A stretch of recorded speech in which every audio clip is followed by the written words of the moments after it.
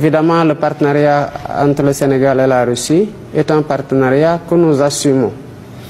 Parce que le Sénégal est un pays souverain et se choisit ses partenaires. Cette racaillisation...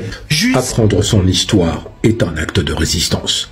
Cette racaillisation, cette colonisation, cette esclavagisation, et bref... Regardez bien ce plateau télé sur une chaîne d'information continue française. Vous avez dans le débat critique un principe qui est simple. Quand on veut opposer des points de vue ou des idées, qu'on est journaliste professionnel, on invite un panel dans lequel vous allez avoir différents détracteurs qui vont pouvoir débattre. Nous avons donc le président nouvellement élu du Sénégal qui a clairement affirmé qu'il souhaitait pouvoir choisir lui-même, enfin en tant que pays, le Sénégal, ses propres partenaires, qu'ils soient économiques, militaires, stratégiques, etc. Le Sénégal, à l'instar par exemple du Tchad, qui vient de virer la France, tout comme l'a fait le Niger, bien entendu, eh bien, la France, elle s'en porte très mal, puisque le Sénégal a déclaré très clairement, le président du Sénégal, que c'était un pays souverain, comme il vient de le dire, et qu'il ne comprenait pas l'ingérence étrangère. Vous avez des militaires français en Côte d'Ivoire, vous en avez dans d'autres pays africains. Pourquoi? On se le demande. La fameuse histoire du combat contre l'axe du mal. Mais bref, vous allez entendre ces personnes qui sont sur un plateau, qui sont les chantres de la colonisation, mais on va se faire une joie de les briser. Je vous demanderai de partager, liker, partager et commenter. Faut que ça circule. Jusqu'à quand? Jusqu'à quand va-t-on admettre des ennemis de la démocratie? La définition de la démocratie. Démos et cratie, le pouvoir au peuple. Donc, là ce qui est très inquiétant, c'est que cette fameuse démocratie, on en a des exemples très concrets. La Libye, par exemple, était un pays dans lequel les gens vivaient de manière courtoise et correcte. Et on a amené la démocratie. Aujourd'hui, c'est le chaos, il y a même de l'esclavage de populations noires, il y a des combats, des attentats, le pays est détruit. La démocratie a été apportée en Irak, où il y avait Saddam Hussein, le méchant dictateur, et les fameuses armes de destruction massive qu'on n'a jamais trouvées, mais les Américains, heureusement, ont amené la démocratie. Moralité, c'est un pays qui est gangréné par la corruption, le terrorisme, la violence, la destruction de ses infrastructures, plus d'1 million de morts après la première guerre du Golfe, majoritairement des civils, des femmes et des enfants. Bon, bah, la démocratie, hein. Nous avons d'autres exemples de démocratie apportés par les pays démocrates. Je rappelle que la colonisation est un crime en soi, puisqu'il est la continuation, après la conférence de Berlin au XIXe siècle, de cette volonté d'hégémonie et de cette volonté du contrôle des ressources mondiales. On va continuer de les écouter. Ils sont sortis du cadre républicain, ils détestent la France, ils détestent nos valeurs, et ils menacent. On va se laisser humilier comme ça? Bah oui, c'est ce qu'on fait d'habitude. Hein, Nous sommes sortis du cadre des valeurs, du cadre de la République. Est-ce que vous allez vous laisser humilier comme ça? Parfaitement.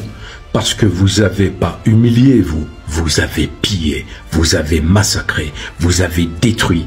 Vous avez mis le Sénégal en pièces et toute l'Afrique, vous l'avez découpé comme un gâteau. Donc est-ce que vous allez vous laisser humilier? Naturellement. Est-ce que l'AES va vous humilier? Naturellement.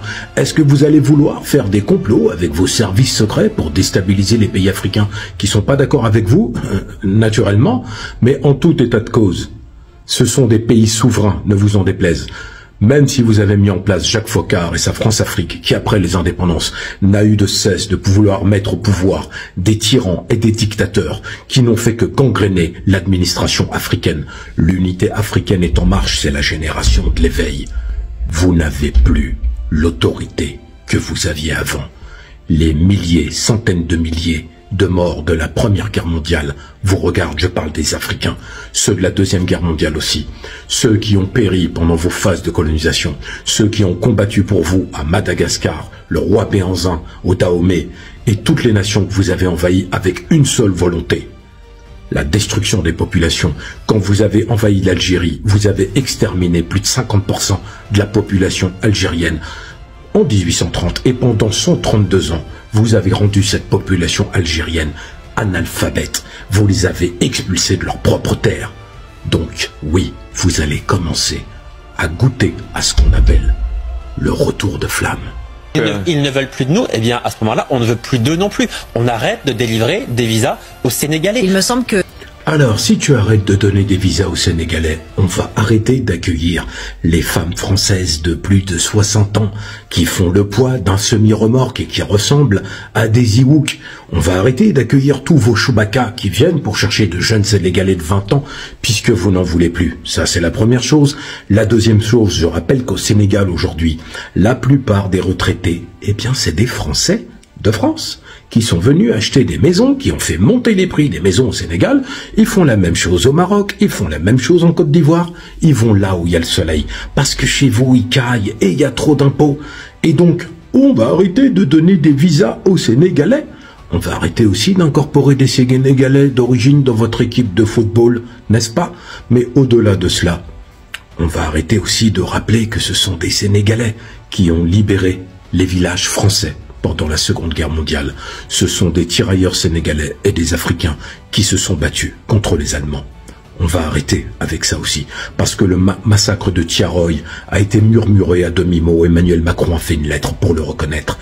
Je rappelle que la France, qui justement ne voudrait plus donner de visa, a massacré des soldats de l'armée française au seul tort qu'ils demandaient leur solde. Mais si on devait lister les crimes de la France envers l'Afrique, ça nous prendrait une vidéo de plus d'1 heure. Donc, vos visas, gardez-les, on n'en veut pas. Maintenant, vous voulez pas accueillir de Sénégalais, on n'accueillera plus de Français. Ça vous va? Il me semble que ces chefs d'État n'ont pas hésité à envoyer leurs enfants, toute leur progéniture, faire des études en France. Ils ont appris de leurs études en France, pour beaucoup d'entre eux, à détester la France.